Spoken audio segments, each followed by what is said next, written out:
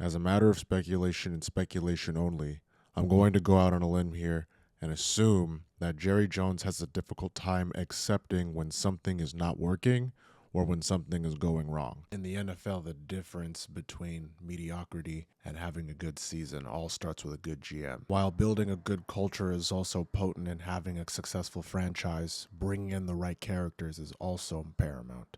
Most of the time, if you're lucky, your team will win a decent amount of games out of 17. 9-10 or 9-8 or 10-7. Hell, for some teams, 8-9 is pretty good. For the Cowboys, this has been something they have had to fight for a while. The Cowboys are caught between a rock and a hard place due to their magnanimous owner, Jerry Jones. With his direct and affirmative responses, combined with his business acumen, he has been pouring honey into the ears of his fans for years now. He has sold just as many dreams as he has season tickets.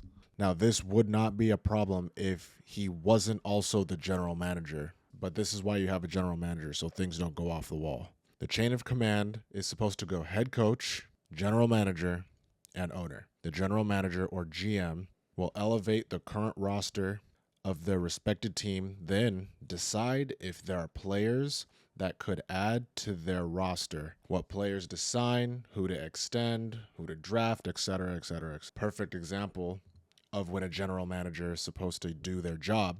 When the Dallas Cowboys were front runners for the hottest running back on the market by the name of Derrick Henry, a seemingly match made in heaven, with Henry already living in Dallas. According to Derrick Henry himself via the Pivot podcast, not only was the deal not pursued, they were never even in contacts with his team. Was Dallas ever like really in the heavy thick of the mix, or you decided not to go because you weren't gonna get 22? No, they ain't holler at me at all. Really? Bro, that was the rumor. Yeah, it would have been crazy. I mean, I thought, it'd have been some type of reach out, some type of, you feel me, talks of whatever, but they never reached out, you know what I'm saying? I don't know too much about the organization, all I know is what I hear. And just talking to my agent, they weren't really interested, which, I was like, it is what it is. Derrick Henry would then go on to the Baltimore Ravens, where he would have an explosive season. Seriously, like one of the best seasons of his career. This is Jerry Jones's fault for a few reasons. Reason one, if there is a position of need on your roster, it is in your best interest to fill that hole. Furthermore, he was the best running back on the market at the time. And this is also a market that had Josh Jacobs and Saquon Barkley. He didn't get any of those guys, by the way. It is the general manager's job to stay in the loop and be in the conversation for potential deals at all times. At all times. At all times. If something this important is on the line here, this is the difference between winning your division and being forgotten about and spat on.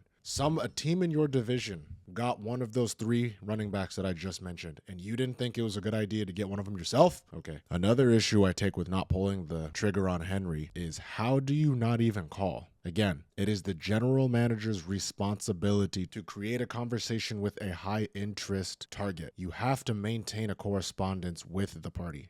Jerry Jones failed to do both of these things. For fuck's sake, the sports talk media was able to, they paired these two parties up before anyone else did. They did it for him. All he had to do was call. The Cowboys needed a running back.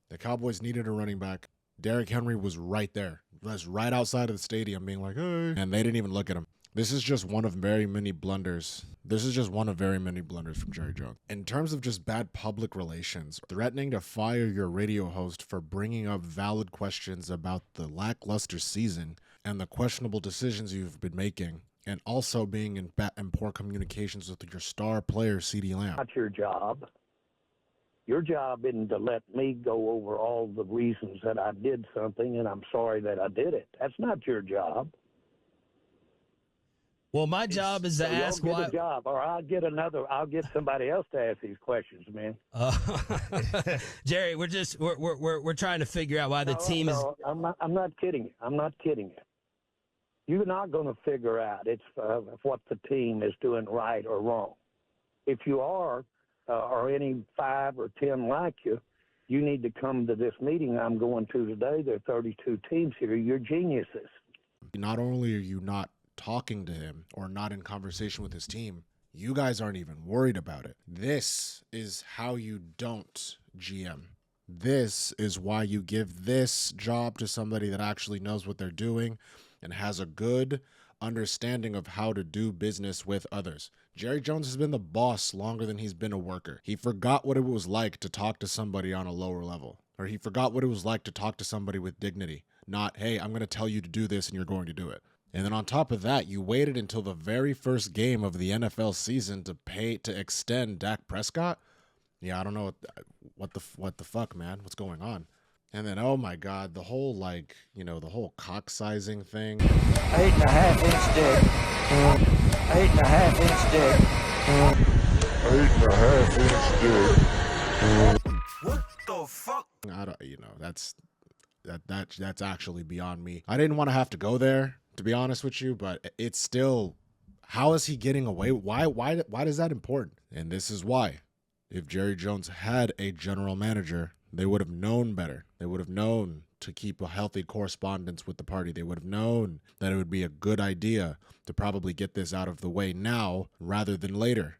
And they would know that rippling and tearing relationships with people that have put blood, sweat, and tears into your organization while you have done virtually nothing usually isn't going to end up the way you want it to. Things go really bad, really fucking quick.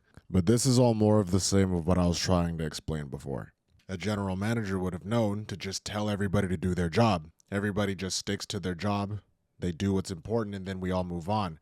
And they also would know not to talk to the fucking press so much. Don't talk to the press! I'm literally just a voice in the dark. But I can't even fathom the layers that and the complexities that go into being a general manager of any team, of any sport, let alone the National Football League. In terms of historical success, the Cowboys are one of the NFL's most decorated teams. But things have not been okay or good in what feels like a really long time. Even that time where they went undefeated at home, they still managed to shit on it by getting absolutely boat raced by the Packers at home. The first playoff game of the season. So Jerry, hire a GM, cut the checks, and make the final call on good decisions, because right now you and your whole organization are staring into the void and you're making everybody watch.